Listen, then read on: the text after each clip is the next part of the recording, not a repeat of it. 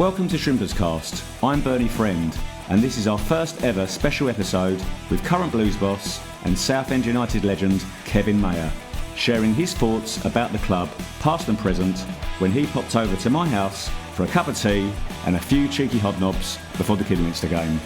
This is the full-length version with all the bits we didn't have time to include on the main podcast for you hardcore Shrimpers fans, clocking in at just over an hour. So make yourself a cuppa, sit back and enjoy a very special audience with King Kev.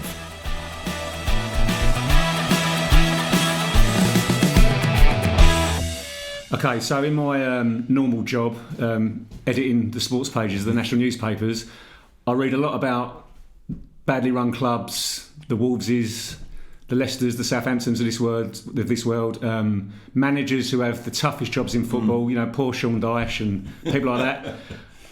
Billions and millions spent at that level of the game. I'd say you've got the hardest job in football. Do you agree?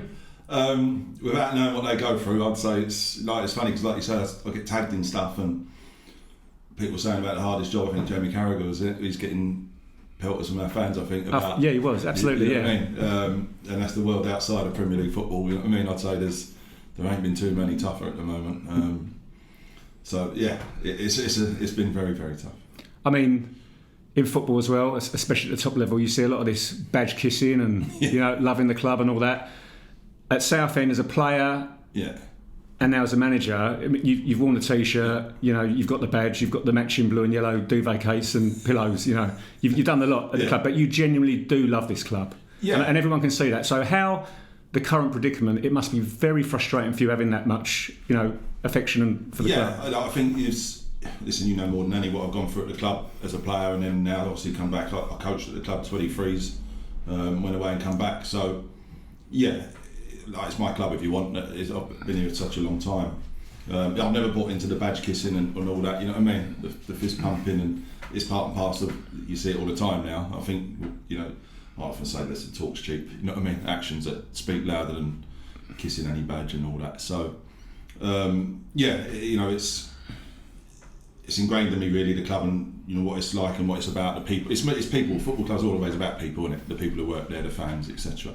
And when you get to know so many people at the club, I think that strengthens a bond if you want. And I mean, is it a bit like that siege mentality? Yeah. You know, us against everybody else. I mean, do you feel that's something you're trying to foster at the club at the moment? Yeah, absolutely, and it is, and it's not false. Sometimes you can try and, you know, forge that. I think it's people will see through a little bit of fakeness and we're trying, but not really there, but it is there. You know what I mean? And I can see that with the fans and especially the staff at the club as well. I mean, how hard is it? I mean, for yourself, for the players, when you walk in there and you turn up and you say hello to people and stuff like that, and you know in the not too distant past that they've not been paid for months and months and months. I mean, how does that make you feel? Yeah, it's hard, especially, you know, the staff who went a few months without pay. That's for them how difficult it is and how they kept. And they're not going to be big earners, are they? No. You know, and not that anyone's earning tens of thousands down there on the playing side, but no, absolutely. But it hits them even harder, Kev, doesn't it? Oh no, absolutely. And like for them to keep turning up every day and work the way they did and show the loyalty they have done for the football club, it makes, you know, when you're winning football matches, it's for them really and for the fans, and you know, especially the ones that, as you say, are stuck buyers and you know, are struggling if you want at times.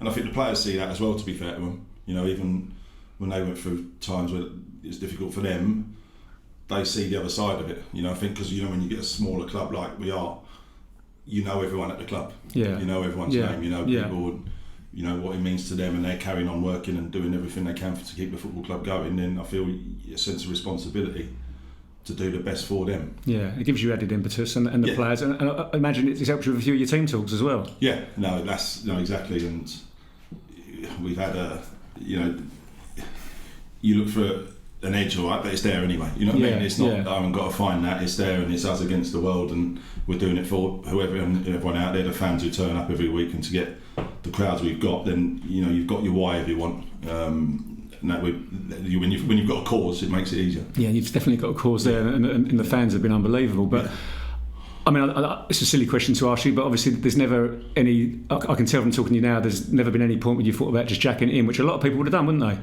Yeah, possibly. No, I've never thought that way. I enjoy going to work. I've got to say, you know what I mean, with the staff, Daz, Benno, and you got a great team around you, haven't you? Yeah, brilliant. You know, like right the way through with, you know, John Steele and, you know, to say the work Tom Lawrence and Reece at the club do, and I could probably go through and name every one of them, and it'd probably be wrong of me to miss anyone out, but the media team, etc. It's getting a bit like an Oscar speech. Yeah, I know. Yeah. I know. Yeah. But I understand. But everybody. Yeah, of course. You know what I mean? And we enjoy coming in, and we, as mad as it is, we have a laugh, and we enjoy working hard with the players. And they, you know, if the players were, if there was any big timers or arrogance or anything like that, I think that would make it a little bit thing. But I don't think you've got no room for that, have you? So you can't afford to do that, exactly, can you? Yeah. Absolutely. I mean, again, I speak about cliches, about hardest jobs in football and stuff like that. One of the other big cliches in football is the most important relationship at a club is between the manager and the chairman. How does that work with you and Ron? Yeah, listen, I think everyone knows. I probably speak to Tom Lawrence on a daily basis. I was going to say, is it more Tom? Yeah. You listen, and I think for me coming in the job and having someone like Tom in the position he is makes the job a lot easier. And I liaise with him daily, you know, so on all the aspects really. So, you know, in terms of my line of duty or who I go to, it's Tom. So it's Tom you report to. So is there literally not really any dialogue with Ron? That's all been taken out? There has been, you know. Would you speak on a weekly basis? Probably not. No. Okay. And has that made the job tougher, or is Tom a good substitute for that? Tom's been brilliant, you know, as a sounding board for everything, and, you know, I think what he's done for the club and, you know, stuff he does on a daily basis, you know, even compared to me sometimes, you know, to give him the credit that he deserves on that. Okay. I mean, it must be a very hard job for Tom as well, because you speak to Tom, but then he's the middleman. Then he's got the hard task of trying to speak to Ron, hasn't he? Listen, I don't know that where that goes. You know what I mean? Yeah. And I wouldn't want to comment on. No, but you just take whatever you need to Tom, and you hope that something might come of it. Yeah. Okay, I appreciate that. That's okay, fine. Okay, I mean, we were talking about you've got a really tight-knit squad. You've obviously got good boys. You've been at the club as a player when it hasn't always been that case, which we'll talk about a bit later. But you've got a great team there. You've got to have a tight-knit team when you've only got, say, 15, 16 players on a match day. How do you prepare for that? I mean, what's your typical match day? I mean, when you're training in the week, so you've obviously trained today. We're talking on the eve of the Kidderminster game. You've spoken today, trained today. When you're trying to recreate scenarios in training, and you want the players to like make it a bit more edgy, so it's like, you know, being in a real game. Yeah. You must wince every time you see them put a tackle in, mustn't you? Yeah, a little bit. You know, it's hard, and that's been the challenge through pre-season and the start of the season is you know, the less numbers we have, you know, how we can adapt training a little bit. Normally Thursday's your tactical day, so we ideally go at 11v11 of some sort, you know. But where are you getting the other players from? I know, yeah. So that's the difficult bit. Is that are they the other people at the club that and then like the tea ladies joining in the street? Yeah, they're in the gym. Every day. Okay. They're looking fit. Fitter than ever, yeah. So that's difficult. Like we had when Heafy's with the youth team and that we can sometimes use some of them when we need to, and they've like, obviously been good as gold. So, good experience for them as well. Yeah, exactly. So no, we had to. You can adapt training in certain ways, and that's the part and parcel of having what you've got to manage. I mean, is there a sense of you need to wrap them up? I mean, you as a player, you like to put your foot in, but is there a sense of a bit of wrapping them up in cotton wool? A little bit. You know, there's been certain bits during pre-season and some weeks that you've got to go, right, we need to ease off now, because, you know, if we had a bigger squad, you'd be able to manage it better. You'd be able to take one or two out and rest, but we know the same group have got to go Saturday, Tuesday. Yeah. And, you know, the hard bit is the monitoring the distances they run, etc., which we haven't been able to do. So, yeah, you almost have to, you know, go by your eye and what you feel, and you get a general feel of they're a bit quieter on Monday. Or, you know what I mean? Yeah. Well, you get to know you get to know people, don't you? Yeah. I mean, how's Curry done? I mean, has he done enough to earn a contract? Because to be fair, he used to slaughter us with Barnum, didn't he? Yeah, that's every game. I remember they come on was it a Friday night? Yeah, talking about he absolutely killed us, didn't he? Yeah. So now they're looking fit. I've got to say, him and Benno are in good shape. Are you still getting around the pitch? Trying. Yeah. Probably not as much as they are. Manager, sit back, mate. That's what it is. Yeah, we'll keep them over there. Sorry, mate. That's my fault. But back to the fans. I mean, fans are obviously the heartbeat of any club, the lifeblood of any club. Yeah. How do the players feel when they hear that? I mean, and do you even, is it talked about in the changing room, or is it something you try and put a blanket ban on where the fans are outside Ron's house, or they're protesting outside and during the games? Yeah. Is that something that's spoken about? We don't speak about it as such in meetings or anything like that. They'll obviously be aware of what's going on. We can't hide away from that fact. Social media. Yeah. As much as I tell people stay off it because it can be a toxic place. You know what I mean? Of course, yeah. But they wouldn't be naive enough to not know what's going on. And the protest the other night on the pitch with actually tennis balls. Yeah. Did you keep any? Yeah, I think people were throwing them back on. Yeah, I think they were. Yeah, but they'll know. Have to take.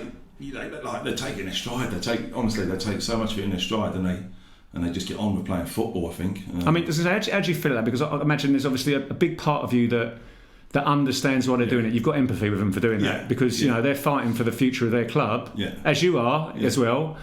But obviously that disrupts the game, if you like, and obviously it was a good game against Eastleigh. Is that something it's just you've just got to get on with it and shut it out? Do you understand that's going to happen? And there could obviously be more of it. Yeah, you've got to get on with it. You know what I mean? It's what it is. Our focus is always on the game, and I think you're that engrossed in the game that it stopped it for a few minutes, but once you get on, it's all right. You know what I mean? Yeah, okay. I mean, I take it Ron's not at the games anyway. Is he holding the fault? No, but I'm sure it would have got back to him. I think again, our football's changed since you was a player. Mental health's a big thing now, isn't it? Yeah. Which maybe when you was a player, you wouldn't have been able to talk about something like that in the changing room because you'd have been seen to be a wimp or a bit of a pussy or something. It's a very masculine, environment, and you can't show weakness because you get ripped, don't you? It's dog eat dog, No, absolutely, yeah.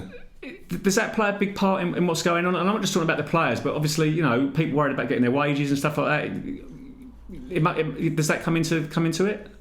Is it something you're aware of? Something you have to, I think mental health. Listen, is huge in the world. Yeah, not in the modern world, more and more. Yeah, because people are more aware of the stuff that goes on, how they're feeling, etc. It's only in football. It's a huge part as in any other sport, and not just. I think it comes along on a daily basis. You deal with players who might be struggling at home or might be struggling to not playing. Or, do you feel you have to put the arm around people a lot more? Yeah, absolutely. We said one of the things that first come to the club, we were the office at the training ground. We just had the door open. Like, I didn't want it closed; it had to be open, and so the players can see us. We're not switched off from them. If you ever need anything, just come in and sit down. Open door. Yeah. Open door policy. Which is something you might not have had in the past. No, yeah. Managers didn't want to speak to the players, did they? No, absolutely. And I think when I was growing up in football, you had to get on with stuff and you had to work things out yourself. And there's a lot more resources to help with people. In terms of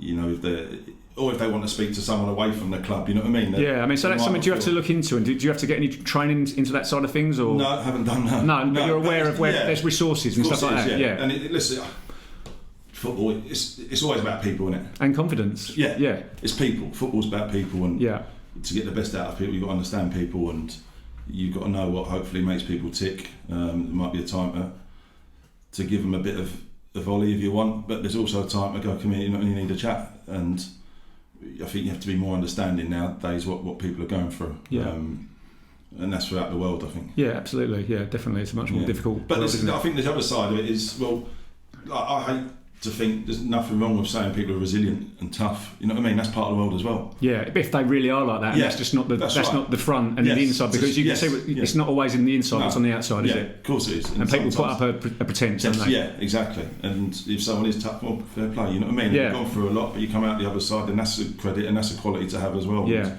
I don't think that should be overlooked either. No, absolutely. You get knocked down all the time, but you've got to get back up. And that's, of course you have. Life throws at you. It's that Chumbawamba song, isn't it? Yeah. Oh, that's it, isn't it? Yeah. I can hear it as soon as you said it. Yeah. We're not going to sing it, but you're absolutely right. You're absolutely right. Yeah. And I think players and staff and everyone has shown that at the club as well, and that should be. Yeah, not just the 11 on the pitch and the boys on the bench and you guys in the dugout, but everyone. And that's enormous credit to everyone. At the football club. Yeah, because it's difficult. It's very difficult. Yeah. I mean, I went on the radio with another Blues midfielder, Glenn Pennyfather, when you got the manager's job. He asked my opinion on you getting the job. Yeah. And I always arc back to when you first came and you had a really tough job, coming into a club in free fall again after 6 years in the Championship. Mike Marsh had just retired. He was probably one of the best players who ever played for the club. Technically an amazing player. Probably shouldn't have been at that level. You know, 21 from Tottenham.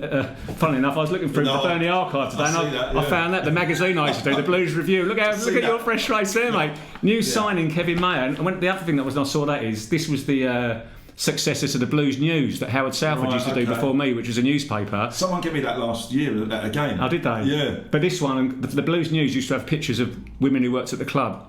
Just wearing a scarf over their modesty. Yeah, so they didn't do that in my one. Things are starting to get modern then, so I was a little bit disappointed. In fact, I see one of the women the other week. She's selling shots down the pubs in Lee Broadway on one of those ammunition things. She's still doing it, bless her. She must be about 60. Still looks all right.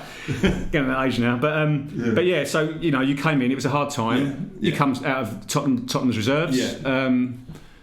And it was a hard thing to do, and you did have a hard time, and you had the scarecrow at the Echo giving you 5s out of 10 every now and then, which you didn't like.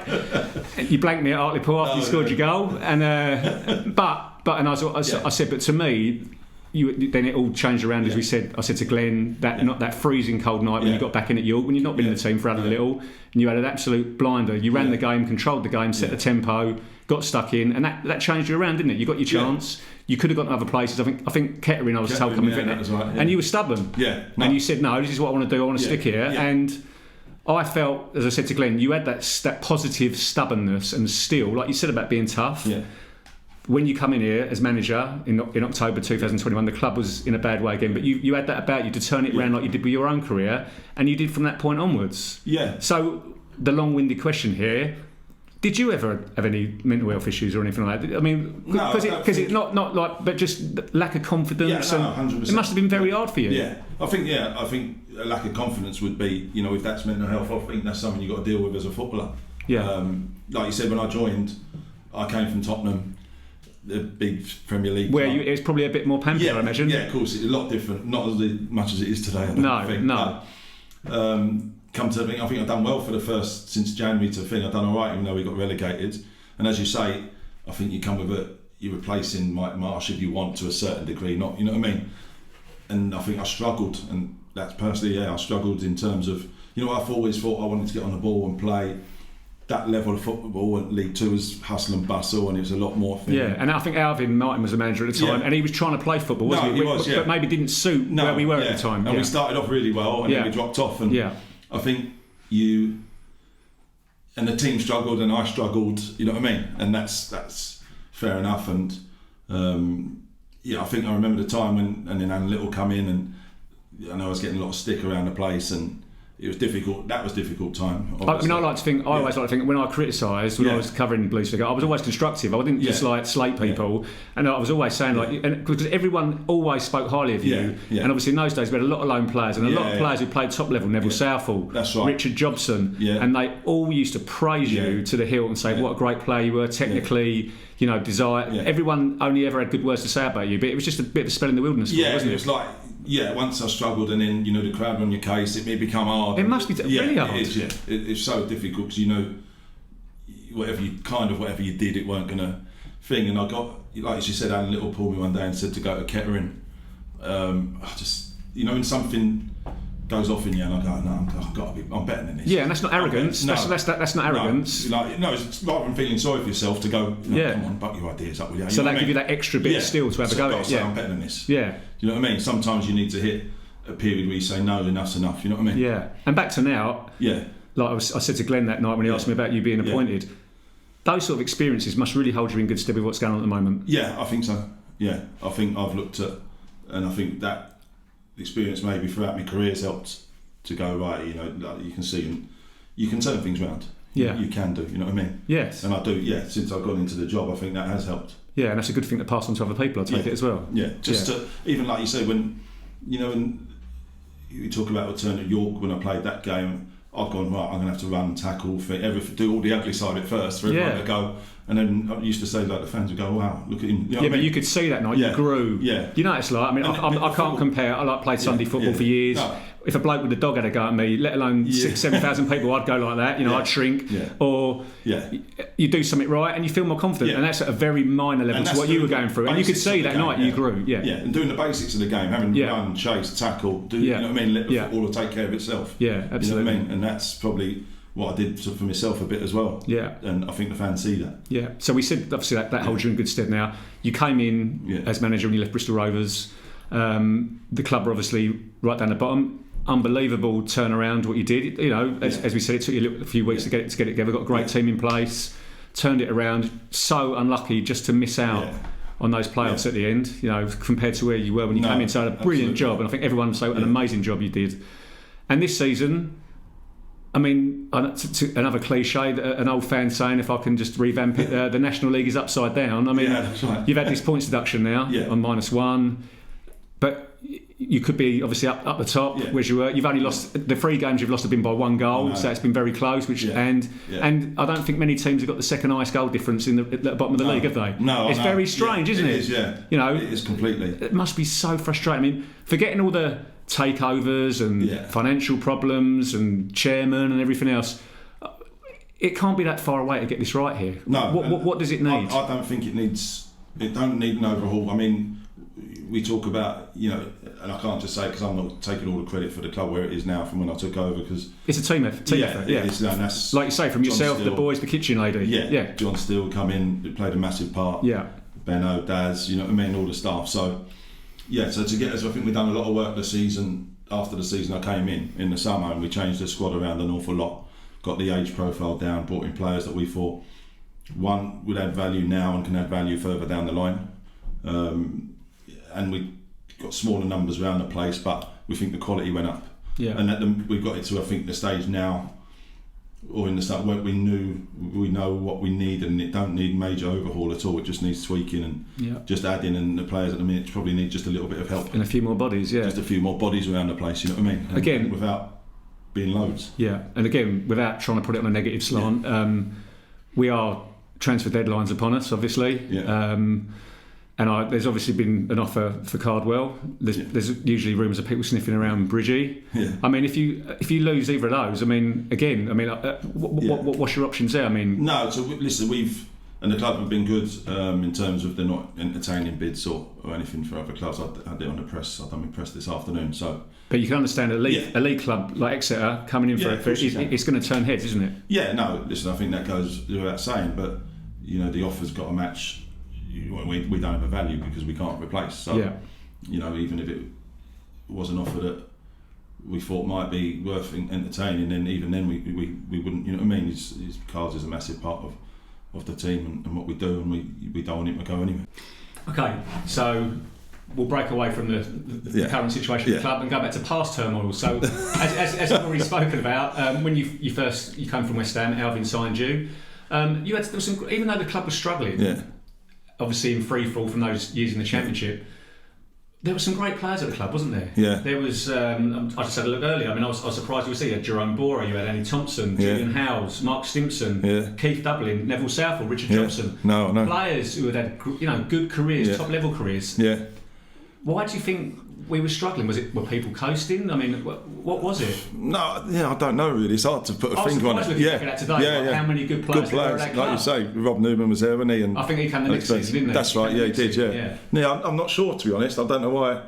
Sometimes you can't put a finger on it. But it should have been a great bunch of senior pros for a young lad like yourself to be in. And maybe I think all of us played a part maybe that didn't do well enough, and we've got to accept our part in that a little bit if you want. You know what I mean? Did it have anything to do? I mean, I know the fans love it, but did it have anything to do with that terrible shirt? That custard shirt? I thought that was the most embarrassing shirt that ever got designed. Looking at that there, like a bit big, innit? Like, skin, not the skin tight ones anymore. No, that wasn't never the one for me, mate. No.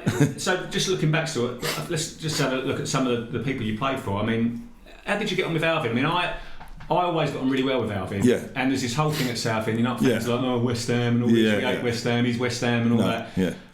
Alvin had a really difficult job. Yeah. The club was obviously in a lot of trouble off the pitch financially, with coming to the end of the Jobson era. Yeah. But I know from speaking to him and spending a lot of time with him, he worked. Yeah. Whether he was good or bad, he worked so hard for that club and give everything. That's exactly what I was going to allude to as well, because he wanted to succeed so badly and worked so hard to do that. You know what I mean? And he was brilliant for me. Top bloke, top manager. Always be grateful because he took me here, but always treated you right. And it just didn't work out, which sometimes it doesn't. And that was never for, sometimes managers don't work out and you go, cut corners thing. Never done that. No, I mean, he was doing the driving, he was down the motorway, he was going, he was going all over the place. I know how much he put into it. And fans don't see this sort of thing all the time. That's right. And if there's a negative thing to pick up on, like as in the West Ham link, but he really did give his heart and soul. And let's be honest, he had a great career. He didn't need it, did he? No, exactly. And I think it's a testament to how hard he worked. Like you said, probably didn't need to do that for the career he had, but was desperate to succeed at the job that he put that much into it. That it's just unfortunate, and I'm a bit disappointed myself that it didn't work out as well as it probably should have done. Yeah, I felt the same because he was a good guy. Yeah, he really was. Yeah, went on to have a good chat show and talk to us, didn't he? So to be fair, he probably done all right. Yeah, that's right. A better job, isn't it? Yeah. Then obviously Alan Little was next. Yeah. April 1999. Yeah. Because obviously you arrived in January 98. Yeah, that's right. April 99. Obviously we'd gone down under Alvin. We were flirting a bit with going down to the conference then at that time. Alan Little came in. How was he? I mean, he was an ex-player, a reputation for being a bit more fierce. Yeah, no, it was good. He's really likeable, pretty straight with everyone. There was never any agendas like you might think with some managers, but he was good as gold, and he was all right with me, even though I probably struggled and I was out of the team. And he said it might be better because everything had gone on. He said it might be better. He wanted to move you on, didn't he? Yeah, and he fought for the best for me to go and play football somewhere, and but he weren't.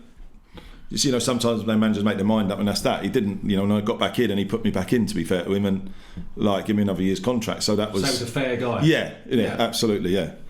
And I've got on well with him. I've seen him once or twice in games and stuff, and always say hello. And he was another one that put it in, didn't he? Yeah. He was very passionate, and I mean, like you say. You won him around, as you did everybody, and it's funny, especially in football, as in lots of life, the thin dividing lines between success and failure. This could never have happened sitting here today, could it? No. It could have gone. You could have gone to Kettering. Yeah, that's right. Yeah, no, 100%. Yeah, you could have been doing something else a couple of years down the line. I know. And that's the thing. No, that's football. Yeah. It's all about not so much fate and all that sort of thing, but right place, right time, and things change, isn't it? So he had a big part in that. I mean, you did it. You did the work. That's right. But he had a part in that. Yeah, didn't he? and I remember that time when I went.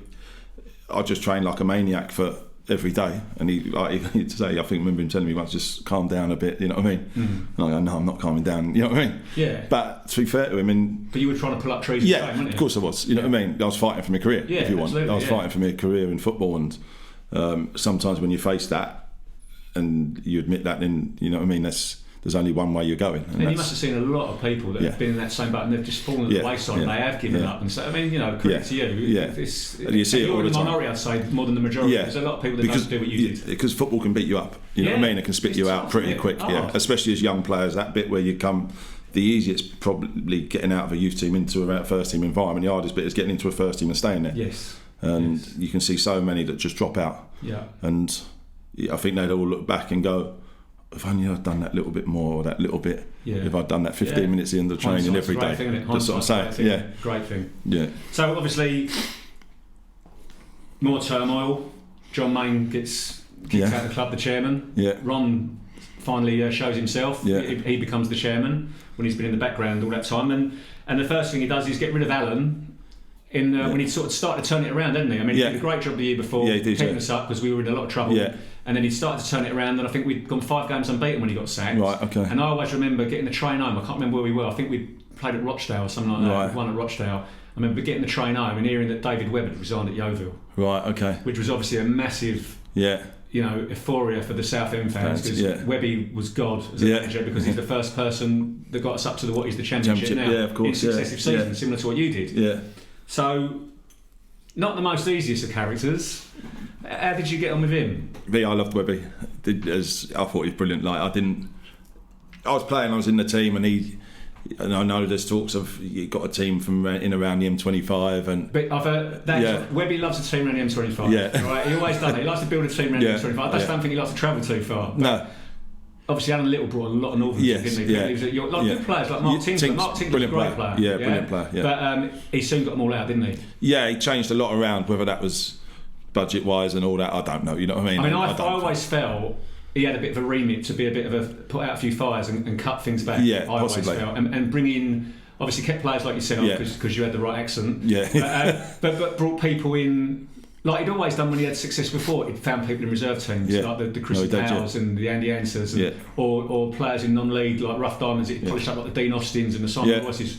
And he's tried to do a similar thing with the Belgraves and the Wolves and the Brambles, didn't he? That's right. But it didn't quite take off. No, and that was part of a rebuild of a team, if you want. And I enjoyed playing for him because he was straight down the line. There was no messing about. He was clear what he wanted. You didn't have to.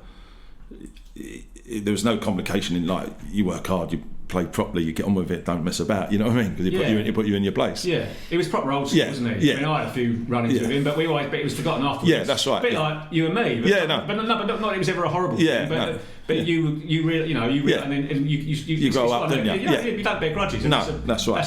That's a great trait. No, absolutely. And I had it with Webby a few times, and but you got proper old school, got what you saw. But I think football was changing then. Yes. I'm not saying if it was better, but I think football was changing then. Yeah. Did you ever see him give anyone massive bollockings or rip anyone? No, I don't think he's one of them. Because he has the fans think he rules with an iron fist. But I've heard different things that he lets the players get on with it more and stuff like that. Yeah. But so the myth and the reality. Yeah, I think he knew like how to put a stop to things, anything he wanted, and I think he'd do it in a quiet way. But firm, and he weren't messing about. You know what I mean? Because otherwise he'd move you along. I mean, he'd never go in the dugout. He'd sit in the that's right. He used to sit right in front of me. Yeah. And with no disrespect to him, he was a bit like Frankenstein. Yeah. He was massive. His shoulders were huge. He had like hands like proverbial shovels, and his head was massive. That's right. Yeah. And even then, he was in his 60s. You wouldn't want to mess with him. No. He was an intimidating like even like if I knew I weren't playing, well, you don't have to say to me, "Come on, Kev, that ain't the Kev I know." You know what I mean?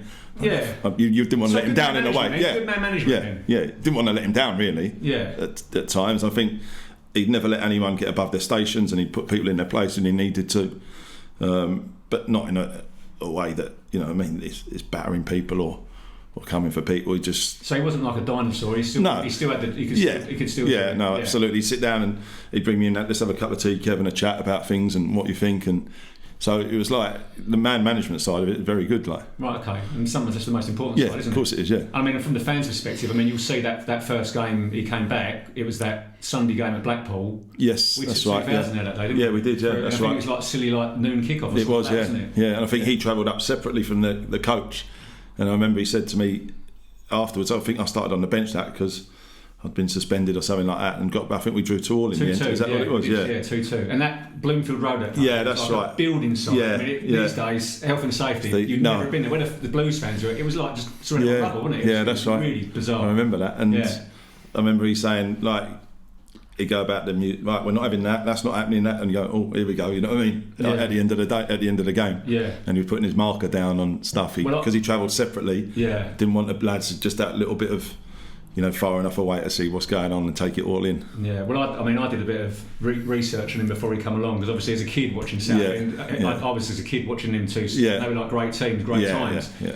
And I spoke to a few other reporters at Devon, and they were, well, you've got to be careful with him because he'll try and mark your card and test you out and stuff. So after that game, I remember it was an absolute carsy Bloomfield Road. Yeah. And seeing him in the dugout, in the tunnel after the game. The first time I'd met him face to face, and he was stood there in his corduroy jacket, and, just looking as nonchalant as ever, leaning against the wall. And he said, ring me on Monday. I've got a couple of boys coming in the reserve. Stephen Cabber's one, who was at Palace and Sheffield United. He said, you give me a ring and I'll give you a story there. So I rang him on the Monday. And I can't repeat exactly what he said, but he said, "Why are you ringing me? Fuck off you!" And then put the phone down and went, and I was like, "Oh, okay, David." Just to obviously test me out. C words and F words. But he was obviously trying to test me out to see if I got it. And I think that's the sort of character he was. Yeah, that's right. Yeah. He wanted to know what everyone was about. But a great character. Yeah, I got on with him. He was great to deal with. He was great to deal with. He was. Yeah. Okay. So obviously, Webby left. Yeah. And then. In April 2001, I believe. Oh no, sorry, I was going to say when Webby was there. Another thing, Southend's is a complete rollercoaster, isn't it? Looking back at your career now. Feels about like this is your life. They'll be coming in and out of the kitchen. April 16th, 2001, Mansfield at home when Webby was still manager. Yes. When the referee died. Yeah. No, Mr. North. Mike North, 41 years old. To me, still seems one of the most surreal things. I can remember now sitting in that box just before half time I think you were right next to him when it happened. I weren't far, yeah. And he fell over, and the crowd went, "Whee!" Yeah, I know. Because they thought the ref had gone over, and then he didn't move. I mean, what was that like? I mean, it must have been very confusing. Yeah, I remember of it, and it's like you say, it's a long time ago. I don't know if there was a goal kick or something. The ball went that way, and you just see you thought he tripped. Yeah, you thought he tripped. Yeah. And then obviously when it didn't move, you knew something wasn't right, and then the mayhem after it, and like not a nice experience for anything. I mean, it's weird in the stands, let alone being on the pitch that close to it. I know, and it's something that you don't think you're ever going to see. No. In any walk of life, let alone a football pitch. Yeah, and especially that age and young family and stuff like that. Wasn't it? I know he looked older, but apparently he was top of all the fitness tests for the rest and everything, wasn't he? Yeah, I know, which is crazy, and it's only something you don't remember, until you bring up and talk to stuff like that, because there's a plaque obviously still in the tunnel. But again, you've heard it a lot more with footballers, especially some of the African footballers. The weakness. But it was probably one of the first instances you've heard of it. I mean, sadly, it's become a little bit more. Not so much recent, but you've heard a few more stories. But it was probably one of the first times that had ever happened, wasn't it? Yeah, no, absolutely. And you didn't hear much of stuff like that until a lot bit more recent, if you want. If you look back now and you go, if something like that is to ever happen, football pitches, stadiums are probably one of the best places for it too, because of the number of ambulance, number of the facility you've got for people to respond quickly. And I take it do you have defibs and stuff like that? Yeah, it's funny because sadly things like that happen. That's right. Yeah, and someone I've known. I was at Tottenham when Justin Edinburgh was there. Yeah. And obviously Justin then got to know his son Charlie, who's come in and we've done a charity event back in the last year, and he's doing it now to getting defibs into public places so much and football clubs, and doing a lot of great work on that side of it as well. And you just think, that, so as you say, it might take stuff like that to happen. It makes that to make a positive change. But hopefully it helps other people in the future. No, absolutely. The silver lining, isn't it? Yeah, absolutely. So anyway, Webby left, and then Rob Newman come in. Yeah. Buzz. Although he did tell me once at Norwich they got him dressed up as Desperate Dan. Did they? Yeah, I've seen that one. He hated that. No, I know. And but I'd say he was a very big influence on your career. Yeah, because I remember when you was in the Wilderness years, you were talking about you was having a hard time when Webby was manager, maybe, or before. Yeah. Rob was the reserve team manager. Yeah, that's and you right. were playing with him in the resis. I mean, he must have been about 38, 39 then, but he still had it, bless him. No, he did, yeah. And he was still getting them shorts. But he was a big influence. Yeah, he was. Was he a bit of a mentor for you, would you say? Yeah, I think so. Yeah, as a senior one and someone I got on well with, and you don't. Senior players can sometimes just do their own thing and that, but I think he was one that I think you gravitate to people, don't you? Sometimes, you know what I mean. And he was one of them that, football-wise, you could always talk to and see how he see the game, and had a lot of good times. But I think he was at the club at a similar time that. Who's that? Alvin brought him in as well, didn't he? Alvin brought him in the season. Yeah, so he was there. The season after. Yeah, that's right. So he was there during that period that I struggled. Yeah. So he was a good, like you say, a good sounding board and a good mentor to chat to and speak to about things. And when he got the job, I was delighted for him as well, because he was a great bloke, and he was a brilliant player for the club as well. Even though he was, even what he'd done. Age. But he was a true gent, and he's probably one of the nicest people I've ever met in football. Yeah, and again, at that level, still playing at that age, which says a lot. Yeah. The fact that he still loved the game and wanted to play. And he scored a lot of goals. He did score. He was top scorer from centre half. Yeah. And you talked about someone who played in that famous Norwich team that beat Bayern Munich. That's right. Jeremy Gosgard. Yeah. He captained them in the San Siro. Yeah. And that Norwich team he played in were a very good side, weren't they? They finished sort of top 4 or 5 they did, didn't they? So although I had to keep reminding them every time you saw the end of season top 100 goals, there was a lot of Shearers and people like that. That's right, scoring goals. He was in a lot of them at Norwich, all the goals were being scored. That's right. But what a great bloke. I spoke to him. When I speak to him, was it last week or the week before actually? Because he's at West Ham. Yeah, doing their recruitment stuff and just give a bit of stick to everyone he gets wrong, and you know what I mean. But we played there pre-season, and I bumped into him there as well. So. Like you say, you know him well, didn't you? Yeah, top bloke, away from the thing. Just very charismatic, just lovely fella on and off the pitch. Really lovely guy. But I mean, and to be fair, obviously, sadly, it didn't work out here for him. No. And it didn't work out for him at Cambridge either. But on the scouting front, I mean, he's had a great career. He was doing it for Man City in Europe for years, and obviously now with Moyes, his old teammate at West Ham. Yeah, it's worked out all right, isn't it? Yeah. It's a common theme in managers not doing something. No, I know. What am I doing? Yeah, so you're going to do next. So then after Rob, Steve Wignall. Yes. Now, I don't know if you agree with me or not. Yeah. He's another one I have a bit of sympathy for. Yeah. Yeah. Because I don't think he ever had a chance. No. Now, Wignall was in for the job before Little got it. Right. Because he'd done well at Colchester. Yeah. Again, Alvin Martin, West Ham. Yeah. Steve Wignall, Colchester. Yeah. So if you don't hit the ground running, Yeah. the fans pick up on little things. Yeah. I thought he was. I didn't think he was given much of a chance. No. Without getting into it, he had Stuart Robson forced on him as his number 2, which wasn't a big help. Yeah. Who hadn't particularly helped Rob and his assistant David Crown either. Yeah. And I don't think people realise. But at the time when he was manager, his wife was very ill. Yeah. She'd had a brain hemorrhage, I believe. Yeah. There was something. And people don't hear these sort of things. Yeah. And he was someone that was very passionate for the job. Yeah. I did feel sorry for him. I don't think Ron was any help to him whatsoever. Yeah. And I think when you look at what happened afterwards with Tilly, he brought in a few of the players that were a catalyst for everything you lads did. Absolutely. He brought in Mark Gower. Yes. He's obviously one of the top players. Yes. I think 30 grand from Barnet. That's right. I think it was the only money he spent, I think. Yeah. He had the swallowed his pride and brought Flaps back to the club. That's right, yes. When it didn't work out with Cole Emberson. Yeah. Again, the fans, he's Wignall's son-in-law because they were at Colchester, that sort of thing. Yeah. But he did it. He brought Flaps back. That's right. And a few others as well. I think Constantine he brought in, Shane Wilson. He that's right. I might be wrong with those, but those two definitely. No, absolutely. So he put a few of those things in place, didn't he? So do you think he deserves a bit of credit? Yeah, no, absolutely. I don't think it was. I think it was probably a difficult one for him from the start. Obviously, the ties Colchester and that. But in terms of the job as a whole, it weren't that. You know what I mean? It weren't as bad, and you put a lot of building blocks in place, like you say. And he was the one that brought Mark in from Barnet, and brought some good players in. I've got to say, sometimes it just don't work out. You know what I mean? No. And I think that was probably one of them. And like you said, if something's going to go wrong, then it's because of, you know what I mean, and that makes it more difficult for him in terms of having to win people over and stuff like that.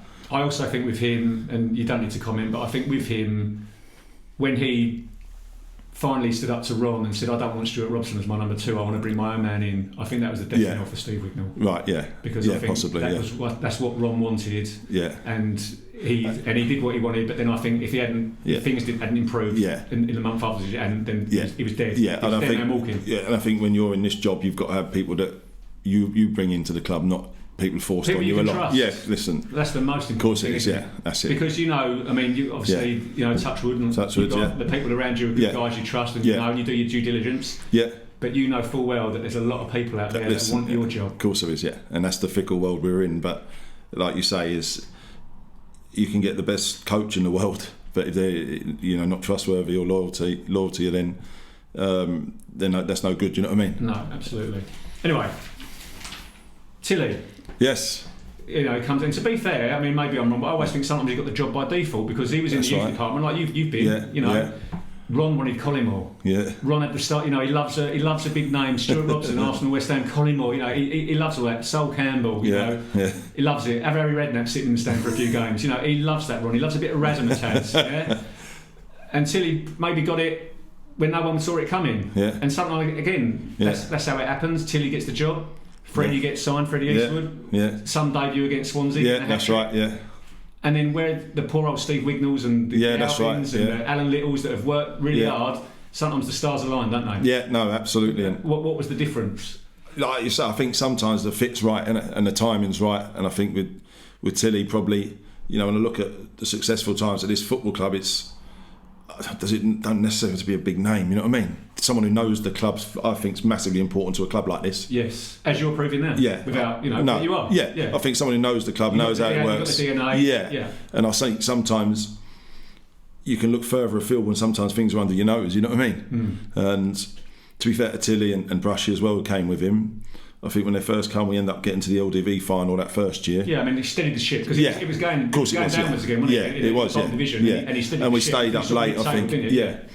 And, they brought some good players in with the ones that were already there and just brought a calmness and an enjoyment back to training and just kept things very simple. You know what I mean? The players run the dressing room in terms of there was no idiots or no dickheads about, you know what I mean? Yeah.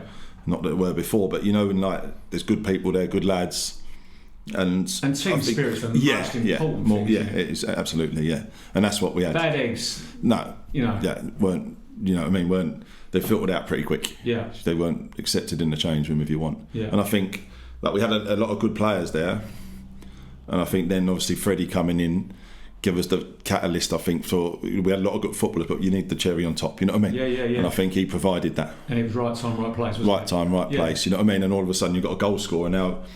Like average performances might, change on a spark, or a Freddie going doing something and getting a goal, and all of a sudden you win the game 2-0. Everyone goes, what performance? But you as midfielders and defenders, that's right, your confidence levels are. That's right. If we can work hard and stop them from scoring, we've got someone who can nick that's it. Right, yeah. Or just get something out of nothing, because he didn't score many tap-ins, did he? No, that's right. No. And I think he was that spark, and that brought maybe the best out of everyone else as well. Yeah. And as you say, it gives everyone else the confidence to go, right, well, we're not playing well, but we know we can nick a goal, or Freddie can do something, well, and you can do that. Back to the wall, you can get, and that's the difference. Yeah, that's massive. That's massive. That's the biggest thing in football. Yeah, it is. Yeah, goal scorers. You know what I mean? Who can do that are huge. Yeah, absolutely. So you got promotion in that full season, the playoff final. Great day, obviously a great day. And then the next season, and it never ceases to amaze me at Southend. Like the bizarre people that can turn up, Neville Southall, there before you come, Ronnie Whelan, these people as a kid, massive players, Then Sean Goater walks through the door, what a guy, unbelievable. Yeah. I mean, I remember a lovely fella. Yeah. I think I heard a story once. He was late for training. When he lived Reading Way, because he couldn't get out of his gates. Yeah, that's right. But I mean, he looked a bit like an alien, didn't he? Sean? But a lovely fella, great ambassador as well. Brilliant. And I mean, for him to want to come and play his last season at Southend, I mean, how do these things happen? Yeah, it's strange. I don't know how they actually come about. Is it pinch yourself moments for people like you, even that have been there for ages, or are you never surprised by these things? No, I don't think you are, but.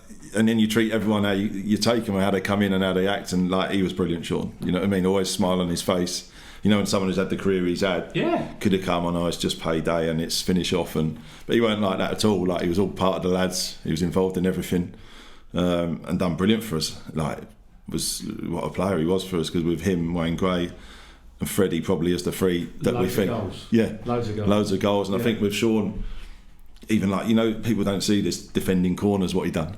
Yeah, do you know what I mean? Yeah, absolutely. Like, he was brilliant in his knowledge of the game and his know-how, especially with just how he used his body, like protecting the ball at times and bringing others into play. And I think he was brilliant for Fred as well to have that senior one as a foil. He was a bit like. See, I'm drawing similarities when obviously Tilly played under Webby. He plucked him out in league football. Yeah, that's right. And at that time we had a player who played up front with Brett Angel, who was the main goal scorer. Yes. Pretty different type of player. Different type of player. Yeah. Ian Benjamin. Yes. Again, plucked out of nowhere. I think he was going nowhere at Exeter, I think. Right. But you play the ball up to him, he would you watch the old videos, he'd smash at him 200 miles an hour, and he'd just kill it on his knee or his thigh. And Sean sort of played a similar role and bagged 10 or 15 goals like Benji did. That's right, yeah. And I remember him, where did he score? We played away at Walsall, I think, and he scored late on to equalise. He'd just come in the back stick, and that just knowledge of where to be at the right time. You can't. You can't. No. And to have someone like that with a Freddie or a Wayne, you know what I mean, was huge. And a bit like Rob Newman again. After that career, you've been at Man City, you scored in Manchester derbies. You've been at all these big. But you've still got that desire to do it at Little Southend. And wanted to train and play, and you know what I mean. Yeah. And there was no guarantees we were going to do what we did that. No, that's right. No, the second time, was there? No, because we were probably one of the favourites to probably go down. When you get up through the playoffs, you're not one of the favourites. But I thought he was huge for us. You know what I mean, and just his experience and a funny guy like as well. You know what I mean, in the change room. Was there never any chance of him staying for that next season? I don't know. Not that I'm probably not the one to answer. I think he might have. But he'd have the big swan song at the end of the season, and then to come back, he might have had to. Well, but I think, to be fair, that says a lot about the stature of the man. Yeah. The last game against Bristol City. Yeah, that's right. The Bristol City fans come, the Man City fans come, and they all come down to see him for Rootsall, didn't they? No, that's it. Yeah, and that says a lot, doesn't it? Does, about the guy. Yeah, it does. Yeah, it says a lot about. It was. Yeah, what a guy, brilliant guy. You know what I mean? So won the League One Championship, which is technically the club's highest honour, because they were runners up when did it with before. And the icing on the cake, beating Colchester by 3-0. But by a few points of the title. Keeping them in second place. That's right. Doesn't get better than that. No, it doesn't. No. So obviously up into the Championship. Yeah. And I thought, you're obviously captain. You're leading all this. Yeah. I felt that you probably had some of your. Yeah. We struggled. Yeah. We went down. I was looking at today. Funny enough, I was looking third to the bottom with Luton. Yeah, I know. And Leeds. Yeah, and look I know. at how things have changed there. It's mad, isn't it? You look at Luton now. They had 5 seasons in the conference before they come back. Was it 5? Was it? Yeah, ridiculous. But you probably played some of your best football, I thought. Yeah. Especially in terms of scoring goals. No, I know. Yeah. But you did play. Yeah. It suited you, didn't it? Yeah, it did. Yeah, and I think it was like look at players in the team. You go, Mark Gower. I think he scored 10 goals that season. So I think he was the highest assist maker in Europe when we went to the next of the season. Oh, right. For the first half of the season. Yeah. Yeah, he'll probably tell me that. Yeah. But yeah, no, I found it easier because it's almost the flow of the game. You can read what other teams are trying to do, and there's slower build up. What the difference was the change in tempo, the change in pace. But I found it almost easier to play because I could read what players are doing. There's less turnover of the ball. Yeah. But you were always a technically better player than the bottom two divisions. Yeah. Just probably didn't move as much around the pitch. No, I'm not saying a word. But yeah, no, I found it easier to play in that. Yeah. I found it probably easier. But it's funny because obviously Benno's with me now, and some of the things probably I learnt from. We got promoted from League One to the Championship, and we changed a lot of players. But I feel we should have looked after the ones who got us there first. Yeah, and to be fair, made some pretty poor signings with the money that there was to spend. Yeah. That probably didn't work out. Yeah, it didn't work out. No. And I do think, because I know Benno was offered a contract probably the same of what he was on in League One. You know what I mean? And he would have stayed for a little bit more. But I thought someone like him had earned the right to. And play at the Championship. Part of it. And like you say, you should reward the people that got you there because, like we've already said, team spirit is the main thing. Yeah. If those little things are happening, then it's already starting to fester, isn't it? That's right. Yeah. And not that I felt it was, but when you change a lot of the players, like who left that, you players like Shea Wilson, you Carl Pettifers now. They might not be household names as you talk about Southend and what we've done, but we knew how important they were in the changing room and how reliable they were. It's always those players are the most important players. Yes. Freddie will get the headlines or the goalers and stuff like that, but those boys are as, or if not more important. Yeah, do you know what I mean? The unsung heroes. Yeah, and we had Sodgy in the year before, and like Lewis Hunt, who's the one that probably not a name that everyone goes to straight away, but they were like so important. Wignall brought in, to be fair. Lewis he was. That's right. Yeah. So that for me, when I look back, I go, well, I thought they deserved their chance, and you know what I mean. Add to it, I'll get that, no problem. Yeah. But let's look after the ones in the building first. And you think that was the difference, and maybe why? Maybe not. It might not have been. You know what I mean? But I think they're a massive part of what got us to the success we did. Yeah. And sometimes you've got to change. That happens. Yeah. It evolves. I get that. You know what I mean? And if people don't step up, but maybe they should have been given a chance to do that. One of the great successes of that season was playing Man United at home. I mean, again, bizarre seeing these big names in your own living room, the Ronaldos, the Rooneys, but a lot of international players there: O'Shea, Silvestre, Heinze, Brown, Fletcher. How does it feel when you're lined up in that tunnel next to these guys in their famous red shirts, in front of the old SUFC wooden sign that looks like some kid's knocked it up in his woodwork lesson?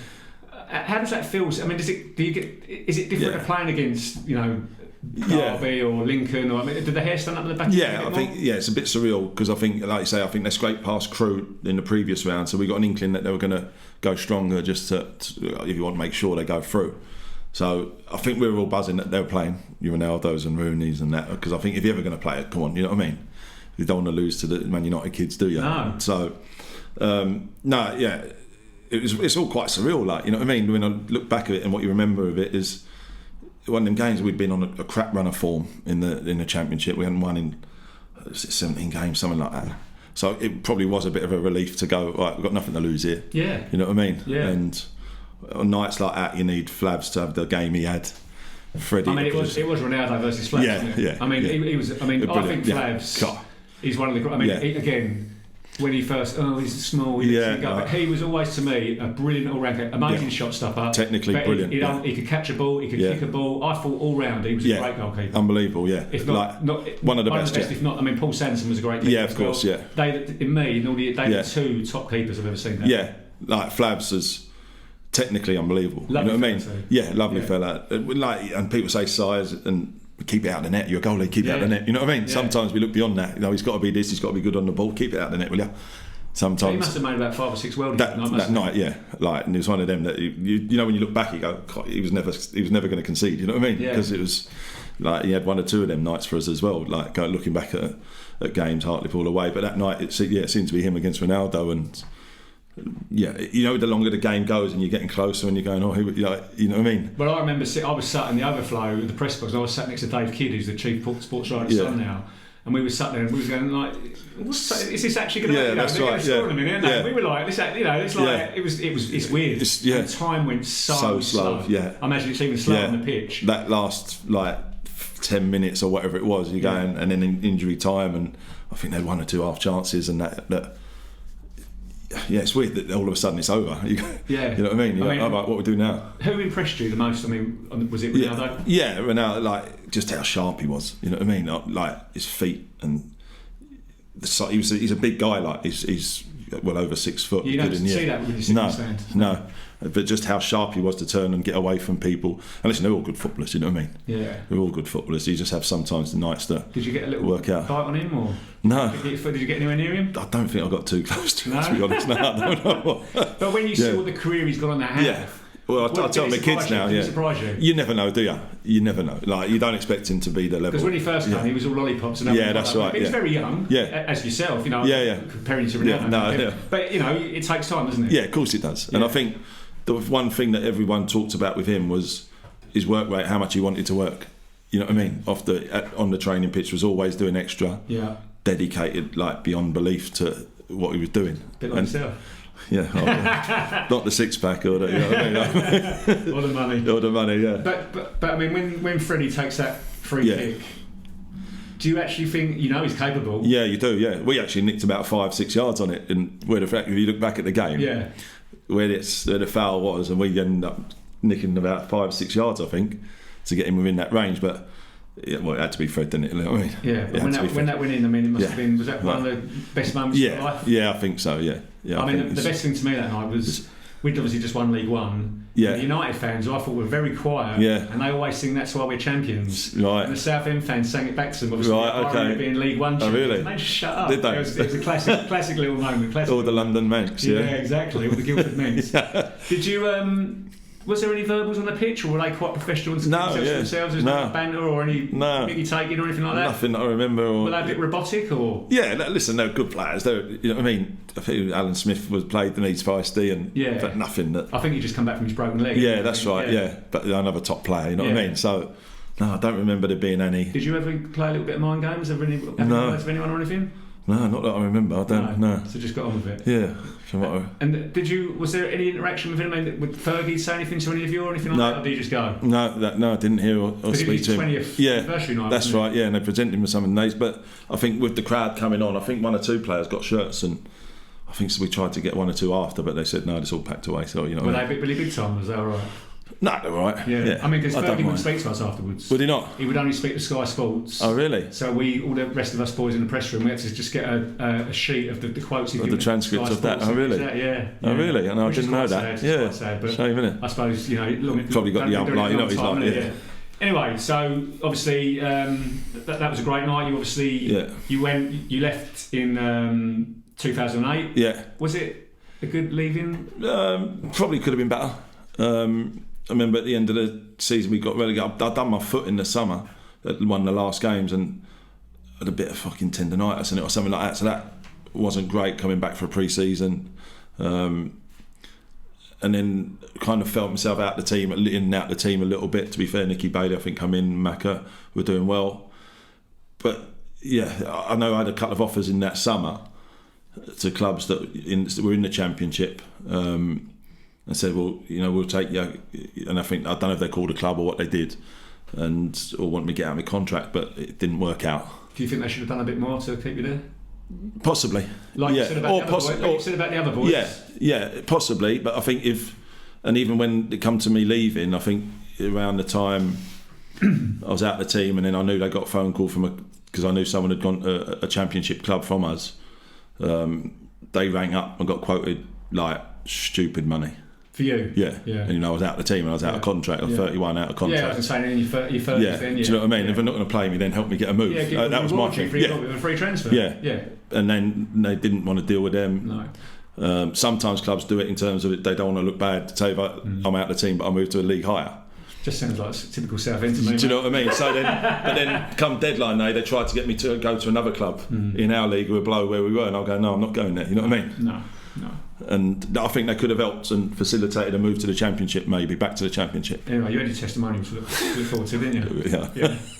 Let me know. Probably got me this job, yeah, this is your testimonial, isn't it? But you went off. You did play on. You played for Gillingham, Oldham, and Bray Wanderers. Yeah. So is that your Irish roots? You just playing in Ireland. My missus from Wicklow in Ireland, which is where Bray is, and we went back for the summer to her family, and we drove back. And their season is in a summer. They've got a summer league. So the manager of Bray heard I was back, and he said, "Look, what are you doing?" And I was like, "Yeah." So he goes, "Come training, see what you think." And I thought, right, it's a good way to play between now and the summer and seeing what comes up further down the line. You know what I mean? But I went and played there from June, I think, to October because it was a summer. And I thought, yeah, why not? Like, how was the Guinness? The Guinness very good. It was good. Premium over there. Yeah, it's much better. So obviously that was the end of your career. You came back to Blues. With the kids and the under-21s in 2015, but you left again in 2019 went to Bristol Rovers as assistant manager. Okay, so in 2019 you took an assistant manager's job at Bristol Rovers, and you were another great character there. You seem to have a habit of meeting in your football career, Joey Barton, who's got a reputation for being a bit of a loose cannon. What was he like to work under? No, Joe was good as gold because I went to Bristol with Graham Coughlin, and he left, and Ben Garner come and who else was there? Paul Tisdale had a period as well. So had a good mix of managers, but Joe come in and was good as gold. He's a proper football person. I think that's what people probably miss out on a lot in terms of. And an intellectual and a poet, isn't he? Yes, no, Any poetry in the no, not like no Colin Murphy style poetry. Not like I remember. No, but knowledgeable football was top drawer. Just loves the game. Yeah. And I know the other stuff that probably comes with Joe, and he knows that himself. You know what I mean? But he's done a good job there, I've got to say, because the team got relegated to League Two, had to rebuild a team and got them promoted, and looks like rebuilding another team at the minute. Yeah, and they're another club with a lot of potential, aren't they? Yeah, brilliant club. A bit similar to Southend, you know? Yeah, and a brilliant club, brilliant. I loved living there for the period I was there because I was up and down, but the fan base, the cities, great place to live, yeah. Did he ever give you a little taste of his French accent like he did in the press conference after Marseille? No. He's funny. He spoke about it. I think I seen an interview the other day as well. But he spoke about it and gone. It's one of them things that you get caught up in. He said his mates were at the back of the room and they were laughing and Was it a bet? I don't know. I just think, but with Joe, I think people realise he can laugh at himself at stuff like that. You know what I mean? Yeah. It still wasn't as bad as Steve McLaren. No, that was twins. That's probably cringe, wasn't it? Yeah. Anyway, on a final note, back to Blues. Obviously, doing a great job, mate, in very, very hard circumstances. I think I said to you at the very start. The frustration must be, we just said earlier, Luton had 5 seasons in the conference. Yeah. They went down that year from the Championship when you was at Blues playing with Leeds. Yeah. But that's the potential, isn't it? There's always hope, isn't there? And I always think you don't want to get too over the top. But I look at Bournemouth and they're similar. Yes. Club. Brentford. Yeah. Reading. Swansea. Remember when we were battling through them years? I'm talking about fan bases and definitely Luton. Yeah, 100%. So good things can happen. And again, does that frustrate you because you see the potential? If things are different, the potential's there, isn't it? Yeah, no, absolutely, and it's something we talk about. Stilly talks about a lot because he went to Luton in a similar position when they were in this league, and he goes, "There's so many similarities to what happened at Luton." And I think if you put everything in the right place and the structure's right, anything can happen. Yeah. Anything can happen at a football club, and everyone's pulling in the same way. And everyone's on the same page. Anything can happen. I see a lot of that, and I see people in the right places, like the staff we've got around the place. All that's already in place. The team's not a million miles away from being a very, very good team, and with a few additions, we believe we can be successful. And I think once momentum changes and it goes the other way, it becomes very hard to stop. Yeah. And that's the hope of what we think we can achieve. And as we've said, doing it for those fans, the fans that have gone in there and painted that ground, cleared the birds crap and foxes fell off the seats. They've done all of that. Some people won't agree with it. They say, you're doing that. That's only helping Ron. Yeah. But they're helping their club. The other side of it, they're helping their club. That's right. They're backing you and your boys. Yeah.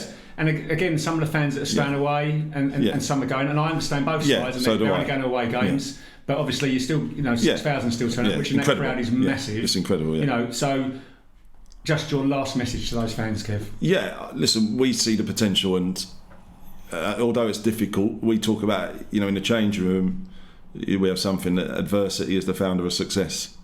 And I think through this, you'll find that when it changes, the building blocks are built for success, and I think they're there.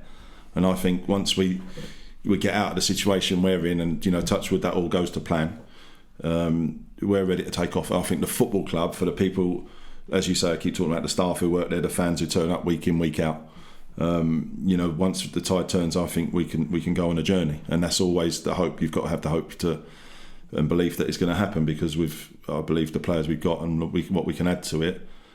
Once it does turn, think we'll take some stopping. Okay, good luck. Thanks, mate. Cheers, thank you, mate. Appreciate that.